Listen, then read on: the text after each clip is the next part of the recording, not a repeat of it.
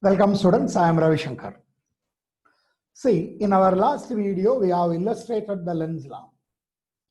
I have written a question here which is a repeatedly asked question. State Lenz law that you know the direction of the induced EMF or the current is always in a direction which opposes the cause. That is, it is always acting in a direction opposite to that of the direction in which the flux changes. No problem in that. But it is again, another format is that show that the Lenz law is in good accordance with law of conservation of energy. What do you mean by this? See, we can say the truth of the Lenz law, or we can prove the Lenz law, or the truth of Lenz law can be established on the basis of law of conservation of energy. See, there is no proof for the law, there is no proof for Lenz law in direct. By proving law of conservation of energy with the help of the Lenz law, we can say Lenz law is also proved. What is law of conservation of energy? Energy can neither be created nor be destroyed, but the energy can be converted from one form to another form in an equal amount. That is what we have studied. So here we are going to prove the law of conservation of energy with the help of the Lenz law. Let us state how. See, first of all, let us write the law. What is the law? So I can say this I already studied, because for this question I am writing again. According to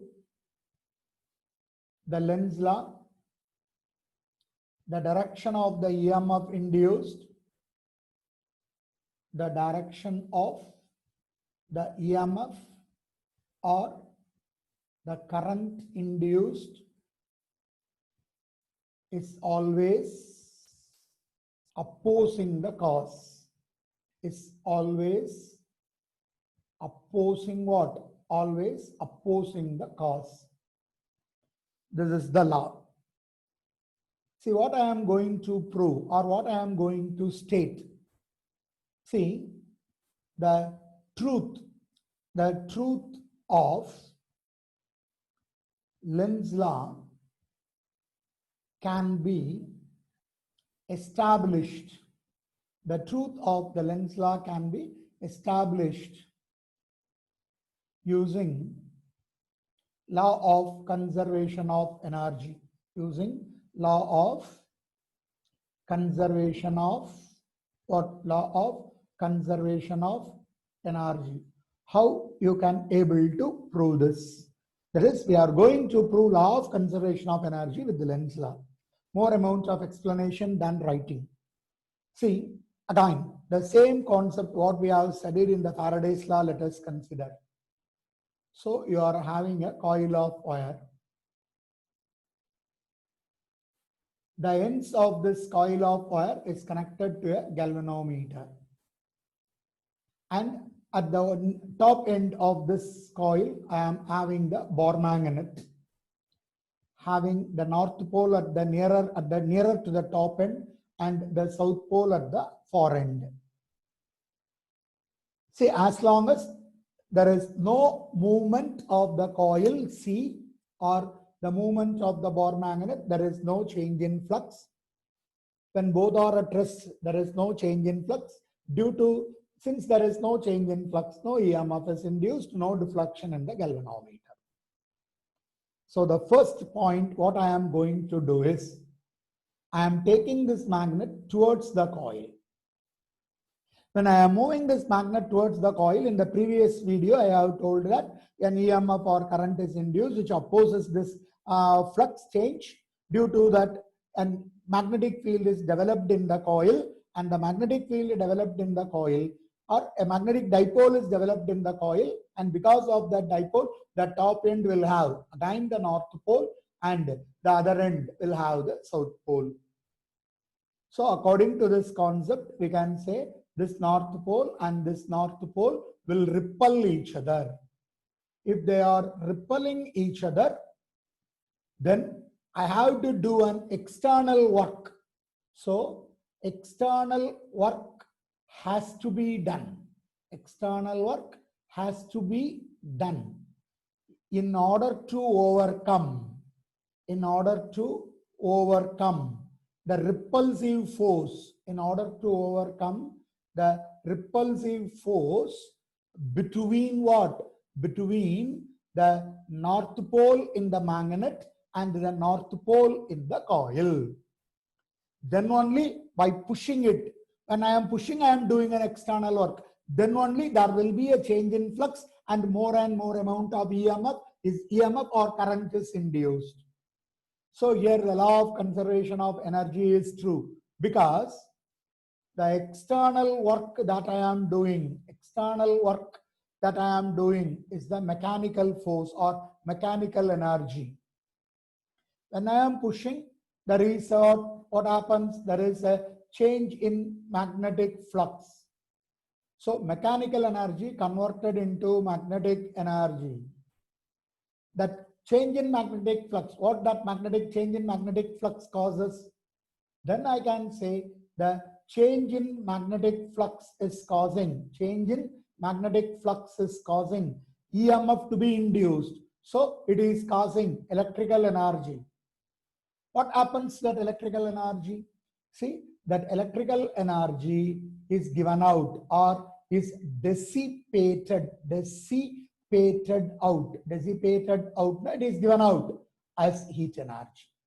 This is what happening when you are moving that magnet towards the coil. Clear? See, first of all, when I am moving the magnet with the north pole nearer to the coil, due to change in flux, the north pole is induced in that coil at the top end, and the south pole will be induced at the bottom end. In order to get the EMF induced, this north pole should move towards the top end.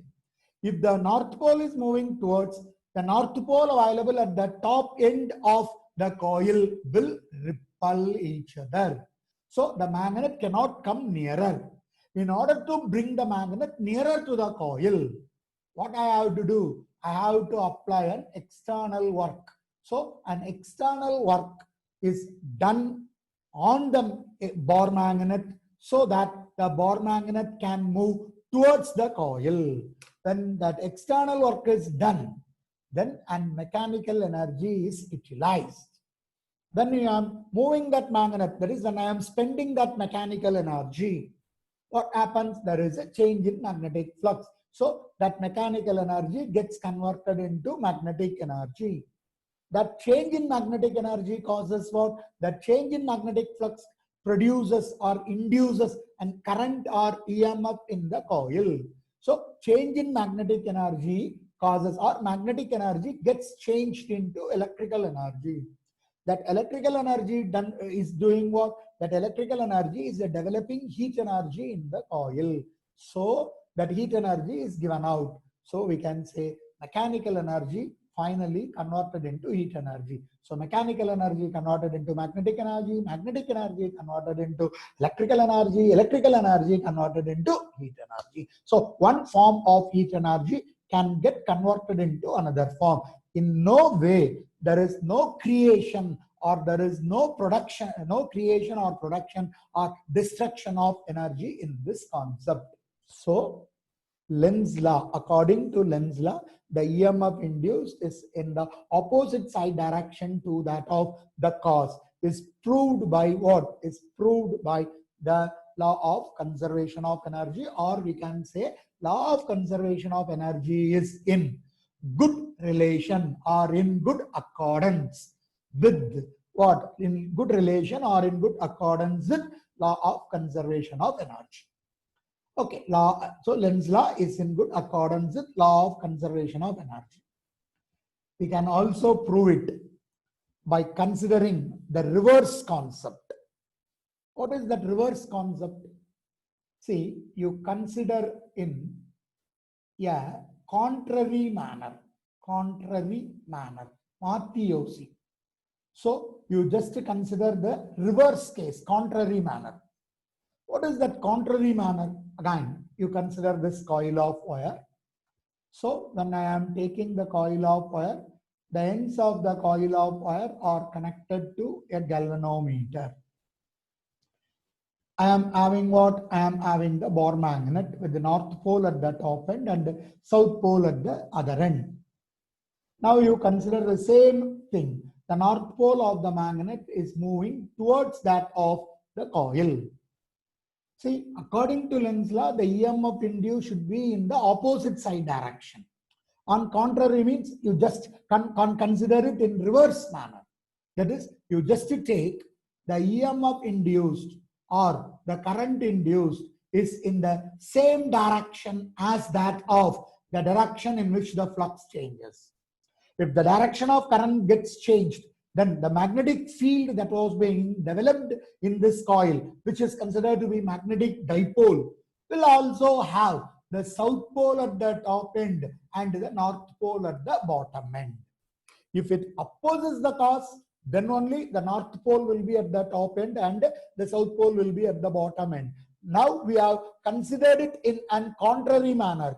That is, we have considered in a reverse manner. If so, we are taking it as it is not the case, but we are considering it as due to the movement of the magnet, a flux changes. If the flux changes is in one direction, we are taking that in that same direction, the EMF is induced. Then that induced EMF will develop a magnetic dipole in the coil, which will be having the south pole at the top end and the north pole at the bottom end. If so, what happens? What will happen? The south pole at the top end will try to do what? Will try to attract this what? Will try to attract this north pole. There is no need to do any external work. If south pole at the top of the coil attracts the north pole of the magnet, attracts the north pole of the magnet, then what will happen? The magnet will move faster. So the rate at which the flux changes increases. Then EMF induced will also increase. So north pole of the magnet, then change in flux increases. Change in flux increases. Then, so because of this increase in change in flux, EMF or current increases. EMF or current increases. See, all are happening without applying any external work. All these are happening without applying a mechanical work. Without applying external work, which is not at all possible, because this is violation of law of conservation of energy. One form of energy only can get converted into another form. But here we are not doing any external work. Just initially we are moving. You are able to get the south pole means, then automatically the magnet will get attracted towards the coil, so that the flux change will increase. Due to the change in flux, there will be an EMF to be increased. So what will happen? That EMF will again increase the movement of the magnet or rate of change of flux. So more and more amount of EMF can be got without nothing. See, if this motion is possible means, then this motion generally called to be perpetual motion. Perpetual motion. This perpetual motion, a motion can be done automatically, which is not at all possible in physics, not at all possible in universe. Not at all possible in universe means you can able to get electrical energy out of nothing. How you can able to get? Then if you can able to get means, then it is violation of what? Then it is violation of law of conservation of energy. So not at all possible in universe. So this concept is not at all true. Why this concept is not at all true? Because it is taken to be violation of what? Violation of law of conservation of energy. Violation of law of conservation of energy. So we can say, so we can conclude that,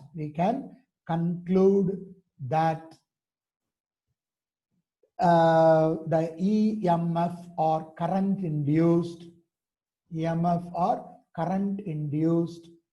is always opposing the motion or opposing the cause.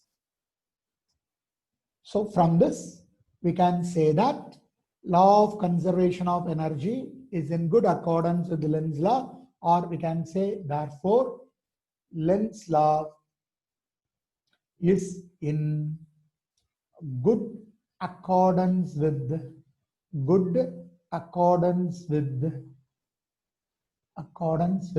law of conservation of energy.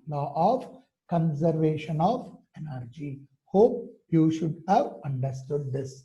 See, we are having 2 points here. From the first point, we have proved the original thing. That is the mechanical energy, external work done. Mechanical energy converted into magnetic energy converted into electrical energy converted into heat energy. So one form of energy is getting converted into another form in equal amount. This is law of conservation of energy, which is considered to be proved by moving the magnet towards the coil, and the EMF or the current induced is opposing the cause. In the second concept, we have considered it in an contrary manner. By considering it in an contrary manner, that is the direction of the change in direction of the magnetic flux and the induced current in the same direction, then without applying any external work, that is without giving any mechanical energy, we can develop a large amount of the electrical energy, which is practically not possible. If it is possible, means we can say that electrical energy is got from nothing. So without this, without an source, we can't able to get that. So by considering the converse effect, we have proved that it is violation of law of conservation of energy. So according to Lenz, we can say according to Lenz law, the direction of induced EMF is always in a direction opposite to that of the cause. And final conclusion, the Lenz law is in good accordance with the law of conservation of energy. So the next concept we will go in the next video. Before that, we can go with one problem that is the problem number 4.7 in your book. That problem number 4.7, you can take your book and refer the page number 217, and you go through the book, and I will be doing the problem in the next video. Thanking you.